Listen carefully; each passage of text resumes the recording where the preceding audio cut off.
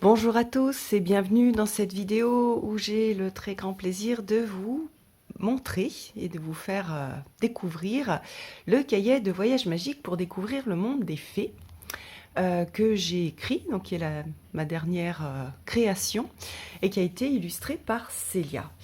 Alors, c'est un cahier que j'avais à cœur de faire pour partager en fait l'amour que j'ai pour le monde de l'invisible qui est intimement lié à la nature.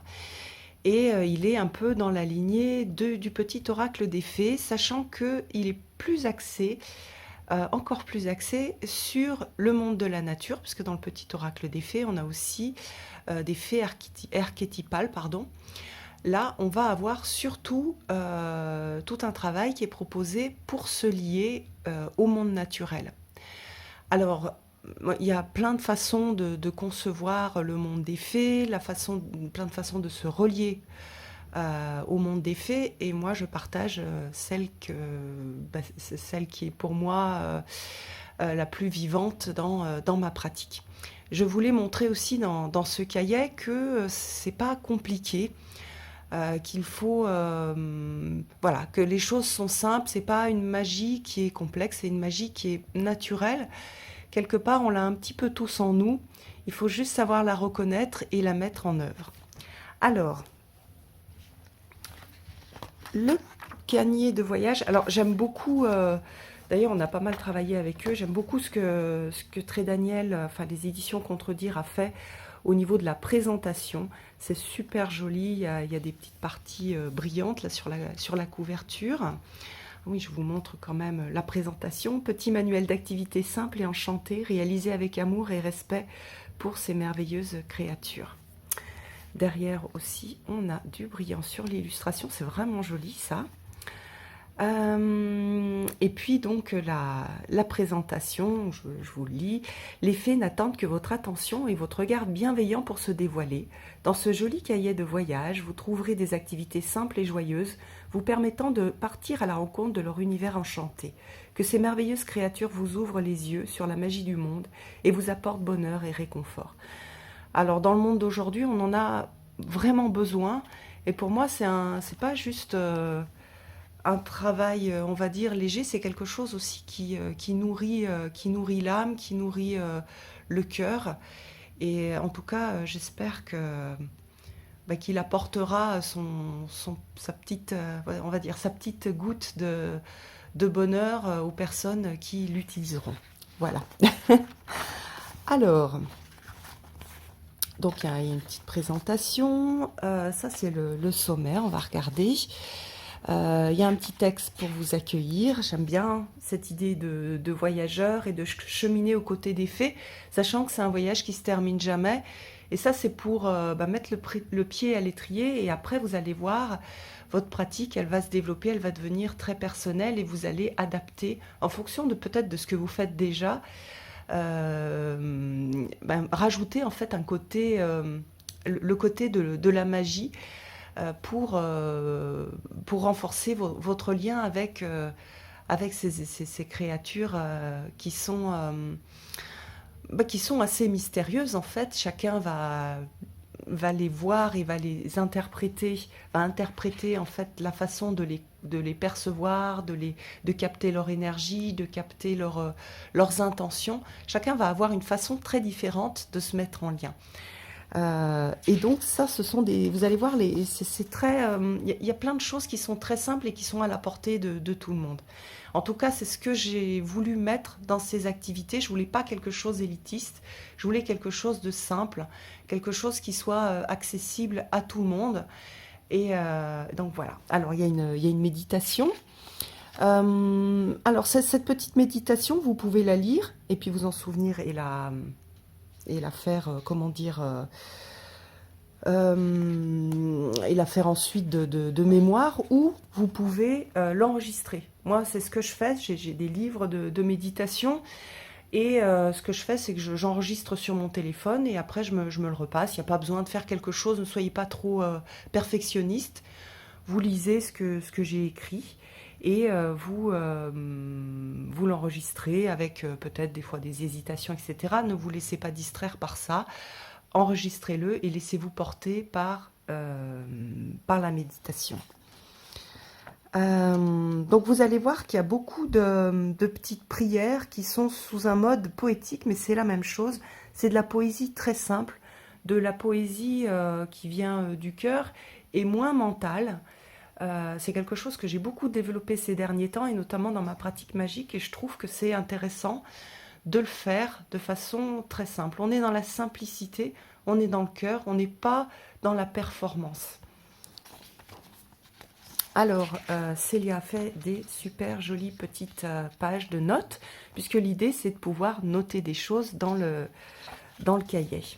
Il y a aussi des coloriages, donc on avait envie de pouvoir aussi apporter ça, c'est-à-dire des moments où on est juste là avec des crayons de couleur et on dessine une petite fée pour aussi apporter cette petite étincelle à travers de la créativité toute simple. À nouveau, on est dans la simplicité, on est dans le facile et on est dans la joie que l'on peut contacter en étant dans un moment juste de tranquillité et de facilité.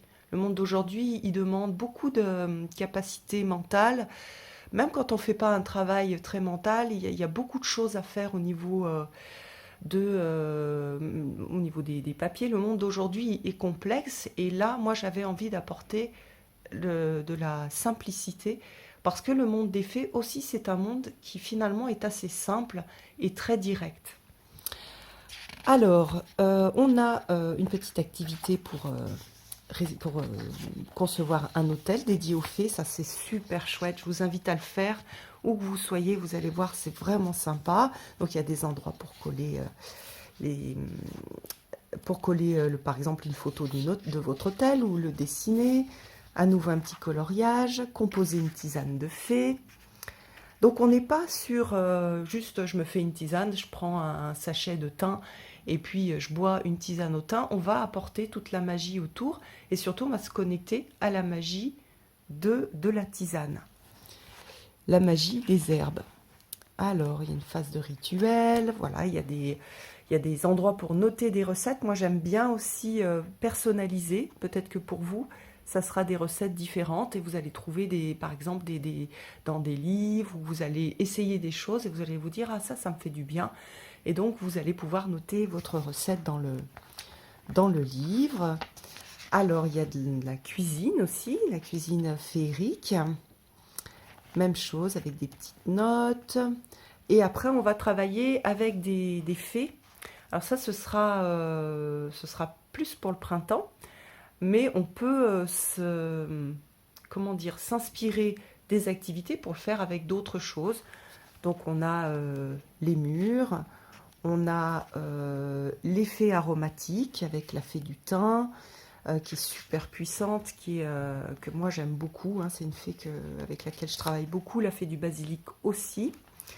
Si vous êtes quelqu'un qui travaille si vous travaillez déjà avec des plantes, c'est une façon, si vous êtes herboriste par exemple, ou que vous faites de la cuisine et vous rajoutez des plantes pour apporter les effets, on va dire, thérapeutiques des plantes qui sont liés à la composition chimique des plantes, vous pouvez rajouter cette partie-là, et le fait de rajouter la partie magique, ça va aider la plante aussi à vous accompagner, à vous aider à guérir, à vous calmer, etc., en fonction des propriétés de la plante. Donc vous pouvez aussi prendre en compte les propriétés pratiques, les propriétés qui sont des propriétés chimiques, mais qui sont aussi des propriétés magiques. Il n'y a pas une grande différence, enfin, c'est pas qu'il n'y a pas une grande différence, c'est que les propriétés chimiques font partie aussi, pour moi, des propriétés magiques de la plante. Donc l'idée, c'est de rajouter cette poussière d'étoiles. Alors, déposer un vœu auprès du peuple féerique. Voilà, il y a pareil, des petits endroits pour noter. J'adore les illustrations de Célia, c'est super mignon. Un petit coloriage. Invoquer la fée du pissenlit. J'adore travailler avec la fée du pissenlit, avec l'esprit du pissenlit, j'adore en fait cette plante. Ça, c'est un exemple de travail pour assainir sa colère. On peut faire beaucoup de choses avec le pissenlit, que vous allez peut-être découvrir aussi en travaillant avec cette plante. Les gardiennes du foyer, petite cérémonie d'invitation des fées, un rituel de gratitude, super important. Si on travaille avec les énergies des fées, c'est important d'apporter aussi de la gratitude et de montrer de la gratitude lorsqu'on travaille. C'est pas juste dans un sens où on puise dans l'énergie magique de cette relation avec les fées. Il y a aussi quelque chose qu'on a à rendre.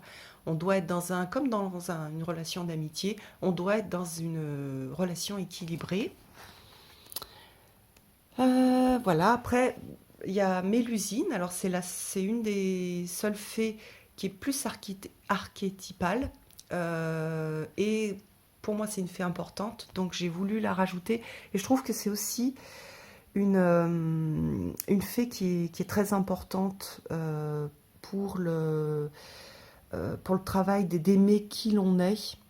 Et toutes les parties uniques que l'on a en nous, que l'on n'aime pas toujours parce qu'elles sont différentes. Et donc voilà, l'idée c'est de travailler cette différence et de l'aimer. Et puis voilà. Donc pareil, des choses pour noter, une petite présentation de toutes les deux. Donc voilà, l'idée à nouveau c'était ajouter de la magie, de la joie, que ce soit fait dans la simplicité, que ce soit on n'est pas sur de la magie, on va dire cérémonielle. On a des invocations qui sont simples, que vous pouvez vous en inspirer pour en créer d'autres. L'idée, c'est d'ouvrir en fait tout un champ de travail pour travailler, alors, dans le mot travail, il y a toujours quelque chose d'un peu négatif, alors que c'est pas du tout négatif le travail, mais c'est pour ça qu'il faudrait peut-être que je trouve un autre mot, mais pour renforcer, pour faire grandir en soi cette relation avec les fées qui pour moi, apporte énormément, notamment dans le monde d'aujourd'hui où on a besoin de cet ancrage et de retrouver la magie. Et encore plus dans cette période-là. Donc, vous verrez, il y a à certains endroits, il y a des petites citations. Vous allez retrouver des cartes du petit oracle des fées. Vous n'êtes pas du tout obligé d'avoir le petit oracle des fées pour faire ce travail. Vous pouvez, mais si vous avez envie, vous pouvez, avant de faire une activité liée aux fées, vous tirer une petite carte pour avoir peut-être des idées aussi de travail avec ce monde des fées. Je vous embrasse tous et je vous souhaite plein de belles choses et je vous donne rendez-vous pour une prochaine vidéo. À bientôt!